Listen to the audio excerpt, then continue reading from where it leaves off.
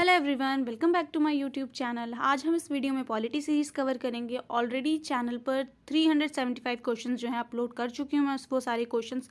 और जो पहली बार ये वीडियो देख रहे हैं मैं उन्हें बता दूं कि हर एक पार्ट में 25 क्वेश्चन कवर करते हैं हम, और उसी तरीके से आज इस पार्ट में टोटल 400 क्वेश्चन कवर हो जाएंगे पॉलिटी सीरीज़ के। और ये सिर्फ और सिर्फ आपके लिए बी ऑनर्स पॉलिटिकल साइंस के लिए इंपॉर्टेंट नहीं है। बहुत सारे जो एंट्रेंस एग्जाम है बीए के, वहाँ पर पॉलिटी सीरीज़ आती ही है और आपके लिए बहुत ज़्यादा इंपॉर्टेंट पार्ट रोल प्ले करता है पॉलिटी सीरीज़। ये सिर्फ और सिर्फ आपके लिए बीए में नहीं, एमए में भी आपके लिए पॉलिटी सीरीज़ जो है बहुत ज़्यादा इंपॉर्टेंट रोल प्ले करती है। इवन कि अगर आप यूपीएससी एस्पिरेंट है तो इस टाइप के क्वेश्चन आपको आपके प्री के पेपर में भी देखने को मिलते हैं।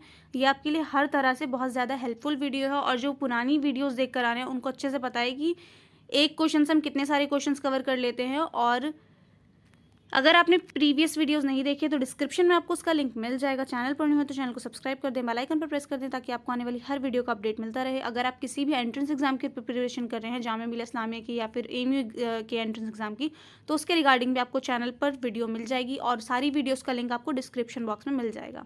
So let's start the video. Article 32 of the Supreme court of India guarantees the right to move the Supreme Court for enforcement of fundamental rights. This falls under which among the following kind of jurisdiction of the Supreme Court? Article 32 of the Supreme court, इसके बारे में हम पहले भी बात कर चुके हैं। Article 32 of the Supreme court मैं आपको प्रीवियस वीडियोस में भी बहुत अच्छे से समझा चुकी हूँ। आर्टिकल 32 को हम heart and soul of the constitution भी कहते हैं, ज्वेल ऑफ द कॉन्स्टिट्यूशन भी कहते हैं। और बाकी प्रीवियस वीडियो में अगर आप देखेंगे तो बहुत बार इस टाइप के क्वेश्चंस आर्टिकल 32 से रिलेटेड जो क्वेश्चंस हैं वो रिपीट हुए, तो वहाँ पर वो सारी चीज़ें काफ़ी अच्छे से कवर हुई है। और जब हम डिटेल में ये सारी चीज़ें कवर करेंगे, कॉन्स्टिट्यूशन जब स्टार्ट होगा, प्रीएम्बल कॉन्स्टिट्यूशन और बाकी जितने भी आर्टिकल्स हम कवर करते जाएंगे, वहाँ पर आपको और भी अच्छे से डिटेलिंग मिलेगी। तो जैसे पॉलिटी सीरीज़ खत्म होगी तो वैसे ही उसी के बाद हम डिटेलिंग भी शुरू करेंगे पॉलिटी की और हिस्ट्री की भी, एज वेल एज हिस्ट्री भी। तो यहाँ पर देखें आर्टिकल 32 क्या है, मैं फिर भी आपको डिस्क्लेमर दे देती हूँ जिन्होंने प्रीवियस वीडियोस नहीं देखी उनके लिए, कि आर्टिकल 32 में आप कोई भी आपका फंडामेंटल राइट जो है वायलेट होता है तो आप उसके लिए डायरेक्ट सुप्रीम कोर्ट जा सकते हैं। और आप आर्टिकल 32 के तहत डायरेक्ट सुप्रीम कोर्ट में अपनी पिटीशन डाल सकते हैं अगर आपको कोई भी fundamental right, mark my word, fundamental right अगर आपको कोई वायलेट होता है तो यहाँ पर यही क्वेश्चन है कि आर्टिकल 32 जो हमारा कॉन्स्टिट्यूशन हमें राइट प्रोवाइड करता है वो कौन सी ज्यूरिसडिक्शन के अंदर आता है। जब हम पढ़ रहे थे प्रीवियस वीडियोस में भी मैंने आपको बताया था कि सुप्रीम कोर्ट के पास कौन कौन सी ज्यूरिसडिक्शन होती हैं। ओरिजिनल ज्यूरिसडिक्शन होती है, एप्लेट ज्यूरिसडिक्शन होती है, एडवाइजरी ज्यूरिसडिक्शन होती है। तो ये सारी ही तीनों जो होती हैं ये सारी सुप्रीम कोर्ट के पास होती हैं। तो यहाँ पर ये पूछा जा रहा है कि आर्टिकल 32 जो है कौन सी ज्यूरिसडिक्शन के अंडर आता है। Which among the following kind of jurisdiction of the Supreme Court, Supreme Court की कौन सी ज्यूरिसडिक्शन के अंडर आता है। So right answer is A, original jurisdiction के अंडर आता है article 32 of the Indian constitution. तो वो होती है आपकी original jurisdiction. Next question is what was the constitutional status of India when the constitution of India came into force on 26 जनवरी 1950। आपसे 2021 में प्री में भी आपसे एक क्वेश्चन पूछा गया था। यूपीएससी का एग्जाम जो होता है आपका प्रीलिम्स 2021 में, वहाँ पर ये क्वेश्चन सेम टू सेम यही क्वेश्चन आया था। सीक्वेंस पूछी गई थी आपसे कि जब हमारा कॉन्स्टिट्यूशन केम इनटू फोर्स आया था 26 जनवरी 1950 को, हमारा जो कॉन्स्टिट्यूशन है बन के तैयार कब हो गया था, 26 नवंबर 1949 को। ये मैं प्रीवियस वीडियोस में सारी चीज़ें काफ़ी अच्छे से क्लियर कर चुकी हूँ। जब हम डिटेलिंग पढ़ेंगे और इंशाल्लाह बहुत जल्द जो है डिटेल वीडियोस भी चैनल पर अपलोड होना शुरू हो जाएगी। आपके पूरा जो कॉन्स्टिट्यूशन, आपका पूरा चैप्टर जो है वो एम लक्ष्मीकांत से हम वो पूरा डिटेल में कवर करेंगे उस चीज़ को। तो आपका जो है 26 नवंबर 1949 को कॉन्स्टिट्यूशन बन के तैयार हो गया था और केम इनटू फोर्स कब आया था, 26 जनवरी 1950 को। ये सारी बातें प्रीवियस वीडियो में हम कर चुके हैं। यहाँ पर आपसे पूछा जा रहा है कि जब केम इनटू फोर्स आया कॉन्स्टिट्यूशन 26 जनवरी 1950 को, तो जो कॉन्स्टिट्यूशनल स्टेटस था वो क्या था। So right answer is C, sovereign, democratic and republic. अगर आपने जो है हमारा प्रियम्बल पढ़ा होगा तो वहाँ पर आपको ये वर्ड देखने को मिले होंगे, sovereign, socialist, secular, democratic and Republic, जो आपसे एंट्रेंस एग्जाम में बहुत बार पूछ भी लिया जाता है कि इनकी सीक्वेंस क्या है। तो आपका सीक्वेंस यही है, sovereign, socialist, secular, democratic and Republic. तो आपको ये सीक्वेंस भी याद होना ज़रूरी है, क्योंकि सीक्वेंस पर भी कितनी बार क्वेश्चन बन जाते हैं कि इसको क्या बोलते हैं कि करेक्ट सीक्वेंस में मार्क करें, या करेक्ट जो सीक्वेंस है वो क्या है इनकी वर्ड्स की। तो करेक्ट सीक्वेंस यही है, sovereign, socialist, secular, democratic and Republic. पर जब 1950 में 26 जनवरी को जब कॉन्स्टिट्यूशन केम इनटू फोर्स आया था, तब कॉन्स्टिट्यूशन में सिर्फ और सिर्फ 3 वर्ड मेंशन थे। वो कौन से थे? सोवरेन, डेमोक्रेटिक और रिपब्लिक। सोशलिस्ट और सेकुलर वर्ड जो है ये आपका 42nd अमेंडमेंट एक्ट में आपका ऐड करा गया है। तो ये वर्ड जो है आपका सोशलिस्ट और सेक्युलर वर्ड ऐड हुआ है 42nd अमेंडमेंट एक्ट में, जिसको हम मिनी कॉन्स्टिट्यूशन ऑफ इंडिया भी कहते हैं। ये सारी चीज़ें हम प्रीवियस वीडियोस में अच्छे से कवर कर चुके हैं। तो आपका जो सीक्वेंस था 26 जनवरी 1950 को क्या था? सोवरेन, डेमोक्रेटिक और रिपब्लिक। और अब क्या है आपका sequence? Sovereign, socialist, secular, democratic and Republic. तो आपसे एक क्वेश्चन भी पूछा जा सकता है, जैसे कि मैंने अभी आपको बताया कि आपसे सीक्वेंस पे भी क्वेश्चन पूछ लेते हैं। साथ ही साथ आपसे ये भी क्वेश्चन पूछ लिया जाता है कि सोशलिस्ट और सेकुलर वर्ड जो है वो प्रियम्बल में कब ऐड हुआ या कौन से अमेंडमेंट के तहत ऐड करा गया। तो वो अमेंडमेंट कौन सा है? 42nd अमेंडमेंट एक्ट के तहत जो है आपका सोशलिस्ट और सेकुलर वर्ड जो है ऐड करा गया था। उससे पहले आपका सोवरेन, डेमोक्रेटिक और रिपब्लिक जो है यही तीनों वर्ड थे आपके प्रियम्बल में। According to this question C is the right answer. और इसके अलावा जो क्वेश्चंस बन सकते हैं और जो कि क्वेश्चन पेपर में आपको देखने को मिलेंगे अभी बहुत से प्रीवियस ईयर क्वेश्चन पेपर्स में, वो सारे क्वेश्चन हम यहाँ पे डिस्कस कर चुके हैं इसी के साथ। Next question is which of the following statement is true regarding fundamental right. कौन सी स्टेटमेंट जो है वो ट्रू है फंडामेंटल राइट्स को लेकर के? सो राइट आंसर क्या है यहाँ पे? Right answer is D. Fundamental right जो है वो सस्पेंड हो सकता है कब? जब इमरजेंसी लगी हो, during the time of emergency. Fundamental right कब सस्पेंड हो सकते हैं? During the time of emergency. ये चीज़ें भी हम जो है प्रीवियस ईयर को पे जो हमने प्रीवियस जो हमने पार्ट्स कवर करे हैं पॉलिटी सीरीज़ के, तो वहाँ इमरजेंसी से रिलेटेड एक क्वेश्चन था या एक दो क्वेश्चंस में हमने डिस्कस करा है कि इमरजेंसी में जो है आपके फंडामेंटल राइट जो है वो सस्पेंड हो जाते हैं सिवाय राइट टू लाइफ के। राइट टू लाइफ जो आपका एक फंडामेंटल राइट है उसको छोड़ करके बाकी आपके सारे फंडामेंटल राइट जो है वो आपके सस्पेंड हो जाते हैं। और इमरजेंसी कितने टाइप की होती है, कौन कौन सी होती है, तो वो सारी चीज़ें हम प्रीवियस वीडियोस में कवर कर चुके हैं। अगर आपने नहीं देखी तो आप जाके देख सकते हैं।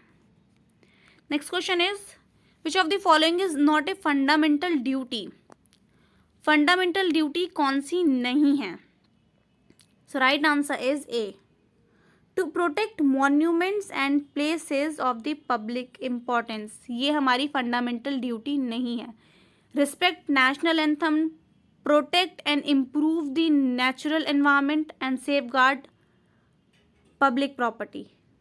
ये तीनों जो है ये हमारी फंडामेंटल ड्यूटी है, but protect monuments and places of public importance ये हमारी फंडामेंटल ड्यूटी नहीं है। सो राइट आंसर क्या है आपका? यहाँ पर A is the right answer. Fundamental duty क्या नहीं है और क्या है, इसके रिगार्डिंग में आपको क्वेश्चन देखने को मिल जाएगा 2020 का। अगर आप BLLB का पेपर देखेंगे जामिया का, तो आपको देखने को मिलेगा इससे रिलेटेड एक क्वेश्चन आ चुका है वहाँ पे कि फंडामेंटल ड्यूटी क्या कौन सी नहीं है। तो वहाँ पर भी आपसे यही क्वेश्चन पूछा गया था। ऑप्शन थोड़े डिफरेंट थे बट क्वेश्चन आपका यही था, विच of the following is not a fundamental duty. Fundamental duty कितने टाइप की होती है और फंडामेंटल राइट्स कितने होते हैं, वो सारी चीज़ें हम प्रीवियस वीडियोस में कवर कर चुके हैं। फंडामेंटल ड्यूटी जो होती है आपकी कितनी होती है? वो होती है 11। और फंडामेंटल राइट जो होते हैं, मैं आपको दोबारा यहाँ पर रिवीजन करा देती हूँ। फंडामेंटल राइट जो होते हैं वो आपके कितने होते हैं? 6 होते हैं। बट अगर आपसे पूछ लिया जाए कि कॉन्स्टिट्यूशनली या ओरिजिनली, फंडामेंटल राइट की केस में मैं आपको बता रही हूँ कि अगर आपसे ये पूछ लिया जाए कि कॉन्स्टिट्यूशनली या ओरिजिनली, ये दो वर्ड अगर आपको क्वेश्चन में मेंशन दिख जाए कि according to the constitution how many fundamental rights are given there, तो वहाँ पर आंसर क्या होगा? अगर ऑप्शन में 7 दिया होगा तो वहाँ पर कॉन्स्टिट्यूशनली अगर पूछा जाए तो वहाँ पर आंसर होगा आपका 7। और अगर आपसे ओरिजिनली वर्ड यूज़ करके क्वेश्चन बनता है कि ओरिजिनली कितने फंडामेंटल राइट थे, तो भी आपका आंसर क्या होगा? 7। 7 क्यों होगा, वो सारी चीज़ें हम प्रीवियस वीडियो में कवर कर चुके हैं। राइट टू प्रॉपर्टी जो है उसको एक लीगल राइट बना दिया गया है बजाय हमारे फंडामेंटल राइट के। पहले हमारा फंडामेंटल राइट था, बट अब क्या है, वो हमारा एक लीगल राइट है। कौन सी गवर्नमेंट ने फंडामेंटल राइट को जो है वो लीगल राइट में, जो है हमारा right to property fundamental right था, उसको लीगल राइट में किसने कन्वर्ट करा, कौन सी गवर्नमेंट थी, वो सारी चीज़ें हम प्रीवियस वीडियो में कर चुके हैं। वो सारी चीज़ें आपके लिए इंपॉर्टेंट है, तो अगर आपने नहीं देखी, अगेन आई एम सेइंग कि आप जाके देख सकते हैं, वो सारे क्वेश्चंस भी आपके लिए बहुत इंपॉर्टेंट हैं। ये हो गया आपका फंडामेंटल राइट का केस कि अभी जो है वो आपके 6 हैं, बट आपसे ओरिजिनली या कॉन्स्टिट्यूशनली पूछ लिया जाता है तो वहाँ पर आप 7 मार्क करेंगे। अब यही बात सेम चीज़ क्या है आपके लिए फंडामेंटल ड्यूटी के लिए है। फंडामेंटल ड्यूटी करेंटली कितनी है, 11, बट आपसे अगर ओरिजिनली पूछ लिया जाए तो फंडामेंटल ड्यूटीज़ जो है ओरिजिनली कितनी थी, 10 थी। 10 फंडामेंटल ड्यूटीज़ हमें प्रोवाइड की गई थी according to the constitution, but एक फंडामेंटल ड्यूटी जो है वो ऐड की गई थी बाद में। कौन सा अमेंडमेंट था, क्या है हमारा 11th फंडामेंटल ड्यूटी, वो सारी चीज़ हम पहले ही कवर कर चुके हैं, तो वहाँ पर आप जाके देख लीजिएगा। Next question is which of the following, जैसा कि मैंने भी आपको ऊपर बताया था कि ऐसे क्वेश्चन बनते हैं, सेम वही क्वेश्चन यहाँ पर है। विच of the following depict correct sequence in the context of the preamble of the constitution of India. इस टाइप के क्वेश्चन आपको जो है प्रीवियस ईयर क्वेश्चन पेपर में आपको देखने को ज़रूर मिलेंगे, एंट्रेंस एग्जाम के भी, और अगर आप किसी भी गवर्नमेंट एग्जाम की भी प्रिपरेशन कर रहे हैं तो भी आपके लिए क्वेश्चंस जो हैं काफ़ी ज़्यादा इंपॉर्टेंट हो जाते हैं। तो यहाँ पर प्रीएम्बल के उससे सीक्वेंस पूछा गया, करेक्ट सीक्वेंस क्या होगा, और वो सीक्वेंस मैं आपको ऊपर ऑलरेडी बता चुकी हूँ। Sovereign, socialist, secular, democratic and Republic, D is the right answer. Sequence क्या है, sovereign, socialist, secular, democratic and Republic. तो स्टार्टिंग में 3 बार एस है और एंड में डी आर, तो आपको ऐसे शॉर्ट फॉर्म से भी याद हो सकता है, S cube and D R, that means sovereign, socialist, secular, democratic and republic. अगर आपने ऐसे याद रख लिया तो आपको कोई दिक्कत वाली बात ही नहीं होगी, आपको एक साथ 3 एस दिख जाएंगे, उसके बाद एंड में डेमोक्रेटिक और रिपब्लिक दिखेगा, आपको पता चल जाएगा आंसर यही। और इस टाइप के क्वेश्चन ज़रूर आते हैं एग्जाम में। सो राइट आंसर क्या हुआ यहाँ पे, D is the right answer. Next question is in which judgment Supreme Court held that preamble is not a part of the constitution। ये मैं आपको ऐसे ही जो है प्रीवियस पार्ट्स में मैं आपको ऐसे ही जस्ट जैसे मैं बोलती हूँ कि एडिशनल नॉलेज वहाँ पर मैं आपको बता चुकी थी, और ये वाला केस जो है ये बहुत बार एग्जाम में पूछा जाता है, तो यहाँ पर आपको ये केस याद होना ज़रूरी है। लॉ के पेपर में तो अक्सर पूछा जाता है कि कौन सी जजमेंट में सुप्रीम कोर्ट ने कहा था कि प्रीएम्बल हमारे कॉन्स्टिट्यूशन का पार्ट नहीं है। सो राइट आंसर क्या है यहाँ पर, so right answer is A. Berubari union case में Supreme Court says that preamble is not a part of our constitution. तो ये प्रीएम्बल जो है ये सुप्रीम कोर्ट की स्टेटमेंट थी कि प्रीएम्बल जो है हमारा कॉन्स्टिट्यूशन का पार्ट नहीं है। ये बहुत इंपॉर्टेंट केस है, ये आपसे पूछ लिया जाता है। यहाँ पर क्या है, right answer A is the right answer. Berubari union case में ये कहा गया था सुप्रीम कोर्ट की तरफ से कि preamble is not a part of the constitution. उसके बाद ये जजमेंट चेंज करी गई थी, वो दूसरा केस था जब ये माना गया कि नहीं प्रीएम्बल हमारा जो है वो हमारे कॉन्स्टिट्यूशन का ही पार्ट है। तो वो एक डिफरेंट केस था, और वो केस भी इंपॉर्टेंट है। जब हम डिटेल में बात करेंगे इन सारी चीज़ों की तो वहाँ से आपको और भी ज़्यादा क्लियर होगा। तो यहाँ पर क्या है, A is the right answer. Next question is what kind of municipalities are provide for in part 9A of the constitution of India. कितनी काइंड की म्यूनसिपैलिटीज़ प्रोवाइड करता है कॉन्स्टिट्यूशन का part 9A। So right answer is D, all of the above. Nagar panchayat, municipal council और municipal corporation, ये तीनों ही provide करता है part 9A of the Indian constitution. Constitution से रिलेटेड सारे क्वेश्चन आपके लिए इंपॉर्टेंट होते हैं, क्योंकि कॉन्स्टिट्यूशन से कहाँ से कौन सा क्वेश्चन बनकर आएगा कोई इस बात को नहीं वो कर सकता। कुछ क्वेश्चन जो हैं वो बार बार रिपीट होते हैं क्योंकि वो बहुत ज़्यादा इंपॉर्टेंट होते हैं, जैसे कि फंडामेंटल ड्यूटीज़ पे, फंडामेंटल राइट पर, प्रीएम्बल पर, आपका आर्टिकल 32 पर, ये सारे क्वेश्चन जो हैं वो बहुत ज़्यादा इंपॉर्टेंट रोल प्ले करते हैं। Next question is where is the headquarter of the national biodiversity authority, NBA। कितनी बार आपसे शॉर्ट फॉर्म भी पूछ ली जाती है तो आपको याद होनी चाहिए, नेशनल बायोडाइवर्सिटी अथॉरिटी। और जामिया अक्सर हेडक्वार्टर पूछता है लॉ के पेपर में और डिफरेंट पेपर जो होते हैं उसके, तो वहाँ पर वो ज़रूर जो है हेडक्वार्टर पूछता है। तो अगर कोई लॉ स्टूडेंट मेरा जो है ये वीडियो देख रहे हैं तो उनको ये याद रखना ज़रूरी है। नेशनल बायोडाइवर्सिटी अथॉरिटी का हेडक्वार्टर कहाँ पर है? So right answer is A, Chennai में है national biodiversity authority. A is the right answer. Next question is which one of the following article deal with the appointment of the prime minister and the other ministers? कौन सा article deal करता है appointment of the prime minister and other ministers के लिए? So right answer is article 75। C is the right answer. Next question is which of the following are known as pressure groups? इस type का question हम previous video में भी कर चुके हैं। प्रेशर ग्रुप से रिलेटेड क्या होता है क्या नहीं, ये सारी चीज़ें हम वहाँ कर चुके हैं। यहाँ पर पूछा जा रहा है कि कौन कौन से जो हैं प्रेशर ग्रुप के अंडर आते हैं। Which of the following are known as the pressure groups?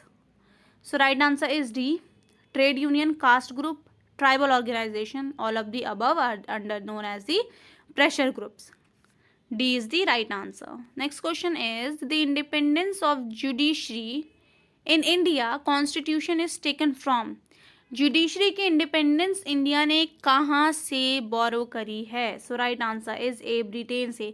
अगर आपने मेरी जो है, मैंने इस पर ऑलरेडी सी वो वीडियो बना रखी है, डिटेल वीडियो है पूरी कि हमने कौन कौन सी कंट्रीज से कॉन्स्टिट्यूशन में क्या क्या चीज़ें बोरो करी हैं। तो वो सारी चीज़ें अगर आपने नहीं देखी तो उसका लिंक भी आपको डिस्क्रिप्शन में मिल जाएगा। और अक्सर आपसे एग्जाम में ज़रूर पूछा जाता है, एक क्वेश्चन तो ज़रूर होता है कि फंडामेंटल राइट या फिर डायरेक्टिव प्रिंसिपल स्टेट पॉलिसी या फिर फंडामेंटल ड्यूटीज़ या फिर independence of judiciary, judicial review, ये सारी चीज़ें बहुत बार रिपीट होती हैं कि हमने कौन सी कंट्री से बोरो करी हैं। प्रीवियस वीडियोस में भी इस टाइप के बहुत सारे क्वेश्चन हमने कवर करे हैं और साथ ही साथ मैंने डिटेल वीडियो भी बनाई है। अगर आपने नहीं देखी है तो जाकर आप देख लीजिएगा। चैनल को अब तक सब्सक्राइब नहीं करा तो सब्सक्राइब कर दें, बेल आइकन पर प्रेस कर दें ताकि आने वाली हर वीडियो का अपडेट मिलता रहे। किसी और अगर टॉपिक पे आपको वीडियो चाहिए तो आप मुझे कमेंट सेक्शन में बता सकते हैं। स्टडी के रिगार्डिंग कोई भी हेल्प चाहिए तो आप मेरे को मेरे इंस्टाग्राम पर भी मैसेज कर सकते हैं। इंस्टाग्राम लिंक भी आपको डिस्क्रिप्शन में मिल जाएगा। और अगर आप यूं ही सर्च करना चाहते हैं इंस्टाग्राम पर तो मिर्ज़ा स्टडी पॉइंट के नाम से आपको मेरा जो है इंस्टाग्राम हैंडल दिख जाएगा। तो यहाँ पर क्या है, इंडिपेंडेंस ऑफ जुडिशरी हमने कहाँ से बोरो करी है या फिर टेकन फ्रॉम कहाँ से करी है? वो करी है ब्रिटेन से। So A is the right answer. Next question is which of the following describes India as a secular state? So right answer is D, preamble of the constitution describe India as a secular state. D is the right answer. Preamble of the constitution describe India as a secular state. Secular state means मतलब कि किसी भी state का कोई भी religion नहीं होगा। हम डेमोक्रेसी को फॉलो करते हैं। इंडिया जो है डेमोक्रेटिक कंट्री है, कोई भी रिलीजन जो है हम स्पेसिफिकली वो नहीं करेंगे। इसीलिए यहाँ पर क्या है, सेक्युलर स्टेट वर्ड जो यूज़ करा गया, कहाँ करा गया? प्रीएम्बल ऑफ द कॉन्स्टिट्यूशन में। D is the right answer. Next question is which of the following article deal with citizenship at the time of the commencement of the constitution? Citizenship का article आपसे पूछा जाता है बहुत बार। Article कौन से पूछे जाते हैं, एटमोस्ट इंपॉर्टेंट कौन से हैं, उसके बारे में भी आगे हम बात करेंगे। आगे जो वीडियोस आएंगी डिटेल में वहाँ पर मैं आपको बताती जाऊँगी साथ ही साथ कि कौन से आर्टिकल जो है सबसे ज़्यादा घुमा फिरा के पूछे जाते हैं। जैसे कि आर्टिकल 17 अनटचेबिलिटी वाला जो आर्टिकल है वो आपसे बहुत बार पूछा जाता है।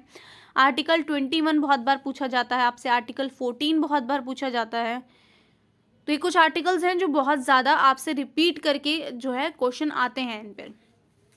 तो यहाँ पर क्या है, कौन सा आर्टिकल डील करता है? सिटीजनशिप से। सिटीजनशिप पे भी आर्टिकल आता है कि कौन से आर्टिकल से कौन से आर्टिकल तक सिटीजनशिप की बात की जा रही है कॉन्स्टिट्यूशन में। सो राइट आंसर क्या है यहाँ पर? A is the right answer. Article 5 से 11 तक, आर्टिकल 5 to 11 तक जो है कॉन्स्टिट्यूशन में सिटीजनशिप ऑफ इंडिया की बात की जाती है। आर्टिकल जो है 5 to 11 डील करता है citizenship of India at the time of commencement of the constitution, article 5। Next question is which of the following writs means to be informed? Writs की भी एक सेपरेट वीडियो चैनल पर अपलोड है, डिटेल वीडियो है वो सारी। अगर आप एक लॉ एस्पिरेंट हैं या फिर अगर किसी भी कॉम्पिटिटिव की तैयारी करें, इवन कि सिर्फ लॉ एग्जाम में नहीं, आपसे बहुत ज़्यादा जो हैं पूछे जाते हैं स्पेशली रिट्स वगैरह, क्योंकि आपका ये कॉन्स्टिट्यूशन का ही पार्ट है। तो स्पेशली अगर आप ये सोच रहे हैं कि आप लॉ स्टूडेंट नहीं हैं, आप किसी कॉम्पिटिटिव की इतनी तैयारी नहीं कर रहे हैं, आपको बस जो है एंट्रेंस एग्ज़ाम देना है, वो भी आपका कोई डिफरेंट सब्जेक्ट है, ये क्वेश्चन नहीं आ सकता, ऐसा नहीं है। आप अगर प्रीवियस ईयर पेपर देखेंगे तो रिट्स पर क्वेश्चन आपको दिखेंगे। फिर आपका कोई भी सब्जेक्ट क्यों ना हो, अगर आप बीए ऑनर्स किसी में भी करना चाहते हैं और वहाँ पर आपको सिलेबस में मेंशन है कि आपसे पॉलिटिकल साइंस के क्वेश्चन पूछे जाएंगे, तो वहाँ पर रिट का क्वेश्चन भी आपसे पूछा जा सकता है, इवन कि बहुत बार पूछा जाता भी है। तो रिट भी जो है वो ज़्यादा नहीं है, जो रिट्स हैं उससे 5 रिट्स हैं। उनका क्या काम है और उनकी जो है लैटिन फ्रेज के बाद जो उनका इंग्लिश मीनिंग होता है वो क्या होता है, वो सारी चीज़ें हम ऑलरेडी कवर कर चुके हैं। अगर आपने वो वीडियो नहीं देखी तो उसका लिंक भी आपको डिस्क्रिप्शन में मिल जाएगा। तो यहाँ पे पूछा जा रहा है कि कौन सी रीड का मीनिंग होता है to be informed. So right answer is D.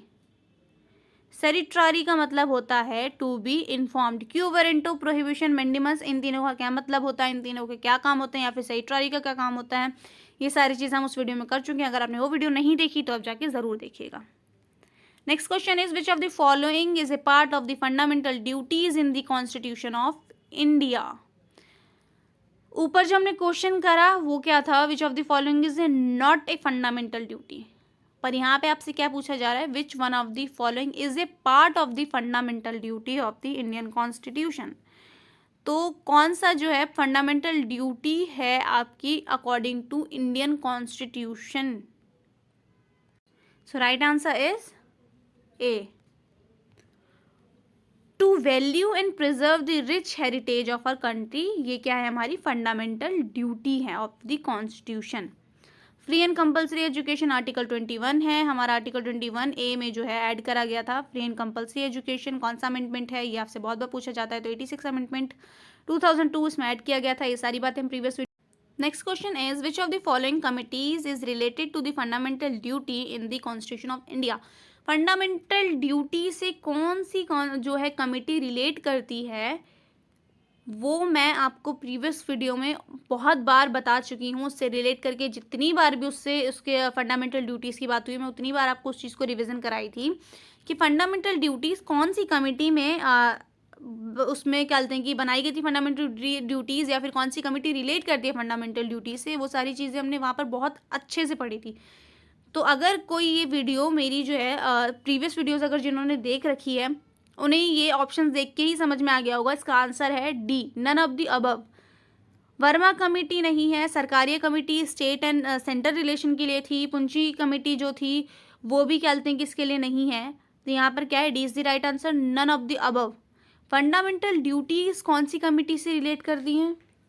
Fundamental duties जो हैं कौन सी कमेटी से रिलेट करती हैं, स्वरण सिंह कमेटी से। प्रीवियस वीडियोस में बहुत अच्छे से मैं ये चीज़ करा चुकी हूँ। फंडामेंटल ड्यूटीज़ जो है वो स्वरण सिंह कमेटी से रिलेट करती है। और आपसे ये क्वेश्चन बहुत बार पूछ लिया जाता है एग्जाम में कि फंडामेंटल ड्यूटीज़ जो है वो कौन सी कमेटी में बनाई गई थी या कौन सी कमेटी से रिलेट करती है, तो करती है स्वरण सिंह कमेटी से। सो राइट आंसर क्या होगा आपका, स्वरण सिंह कमेटी। सरकारी कमीशन पे भी आपसे बहुत बार सवाल आ जाता है। तो सरकारी कमीशन क्या होता है कि सरकारी कमीशन में स्टेट एंड सेंटर के रिलेशन की बात करी गई है, वो होता है आपका सरकारी commission. Next question is who can pass a resolution from the removal of vice president of India. कौन रिमूवल पास करता है। So right answer is D, council of ministers. D is the right answer. Next question is which schedule of the constitution deal with the allocation of the seats in the राज्य सभा। कौन सा schedule जो है relate करता है allocation of the seat in the Rajya Sabha से। यहाँ पर राइट आंसर क्या होगा, B is the right answer. Fourth schedule is related to the allocation of the seat in the Rajya Sabha. कौन सा स्केड्यूल है, फोर्थ स्केड्यूल। आपसे बहुत बार पूछ लिया जाता है कि थर्ड स्केड्यूल जो है वो किस चीज़ से रिलेट करता है, तो ओथ एंड एफर्मेशन से रिलेट करता है थर्ड स्केड्यूल। आपको ये चीज़ याद रखनी है। आपको जामिया के बीएलएलबी के पेपर में ये क्वेश्चन देखने को मिल जाएगा। बी ऑनर्स पॉलिटिकल साइंस के प्रीवियस ईयर पेपर में भी आपको ये देखने को मिल जाएगा कि थर्ड स्केड्यूल जो है वो किस चीज़ से रिलेट करता है, तो किससे करता है, ओथ एंड एफर्मेशन से रिलेट करता है third schedule of the constitution. कितने टाइप के स्केड्यूल होते हैं, फंडामेंटल राइट, ड्यूटीज, स्केड्यूल, सारी चीज़ें हम कवर कर चुके हैं प्रीवियस वीडियोस में, आप वो देख सकते हैं। बाकी जो हम डिटेल वीडियो करेंगे वहाँ पर ये चीज़ें और अच्छे से आपकी क्लियर हो जाएंगी। Next question is on whose recommendation was the committee on public undertaken created.